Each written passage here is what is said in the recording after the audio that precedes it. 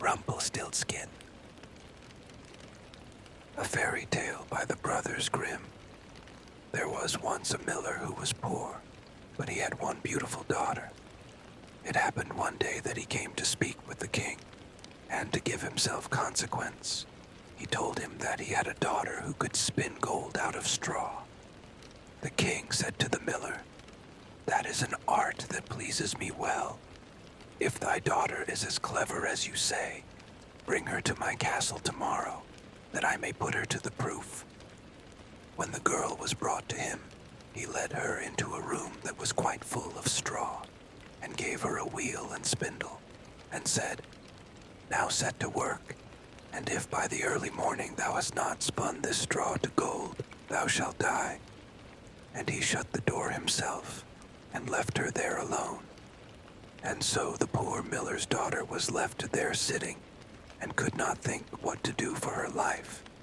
She had no notion how to set to work to spin gold from straw, and her distress grew so great that she began to weep. Then all at once the door opened, and in came a little man, who said, "Good evening, miller's daughter. Why are you crying?" "Oh," answered the girl, "I have got to spin gold out of straw, and I don't understand the business." Then the little man said, "What will you give me if I spin it for you?" "My necklace," said the girl.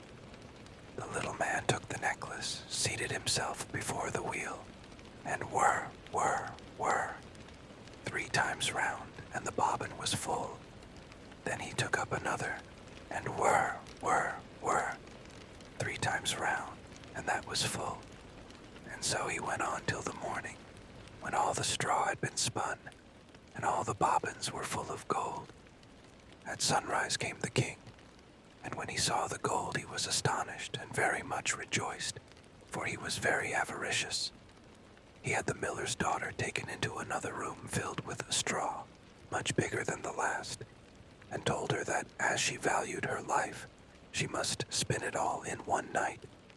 The girl did not know what to do, so she began to cry, and then the door opened, and the little man appeared and said, "What will you give me if I spin all this straw into gold?" "The ring from my finger," answered the girl. So the little man took the ring, and began again to send the wheel whirring round, and by the next morning, all the straw was spun into glistening gold.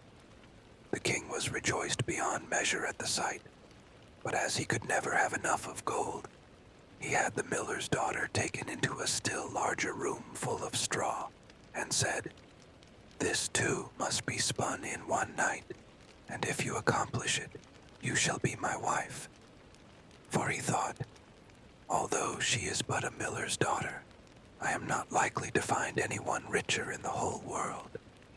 As soon as the girl was left alone, the little man appeared for the 3rd time and said, "What will you give me if I spin the straw for you this time?"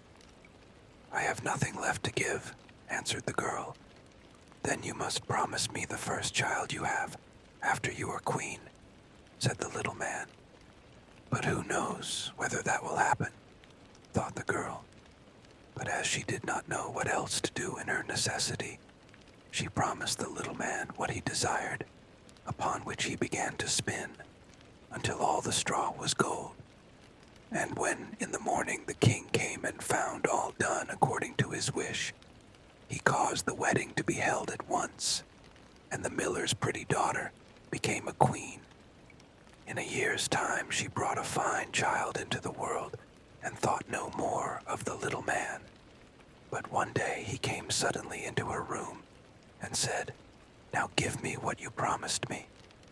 The queen was terrified greatly, and offered the little man all the riches of the kingdom if he would only leave the child. But the little man said, "No, I would rather have something living than all the treasures of the world." Then the queen began to lament and to weep, so that the little man had pity upon her. "I will give you 3 days," said he, "and if at the end of that time you cannot tell my name, you must give up the child to me." Then the queen spent the whole night in thinking over all the names that she had ever heard, and sent a messenger through the land to ask far and wide for all the names that could be found. And when the little man came next day, beginning with Caspar, Melchior, Balthazar, she repeated all she knew and went through the whole list. But after each, the little man said, "That is not my name." The second day, the queen sent to inquire of all the neighbors what the servants were called, and told the little man all the most unusual and singular names, saying, "Perhaps you are called roast ribs, or sheepshanks, or spindleshanks." But he answered nothing but, "That is not my name." The third day the messenger came back again and said, "I have not been able to find one single new name, but as I passed through the woods, I came to a high hill, and near it was a little house, and before the house burned a fire, and round the fire danced a comical little man, and he hopped on one leg and cried, 'Today do I bake, tomorrow I brew.' The day after that the queen's child comes in, and oh, I am glad that nobody knew that the name I am called is Rumpelstiltskin."